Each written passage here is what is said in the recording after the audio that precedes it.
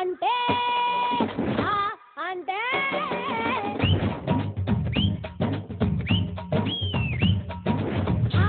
అంటే అమలాపురం అంటే ఆహాపురం అంటే ఇండియन रिदम इरु इरु करके आज नाचेंगे हम हे అంటే అమలాపురం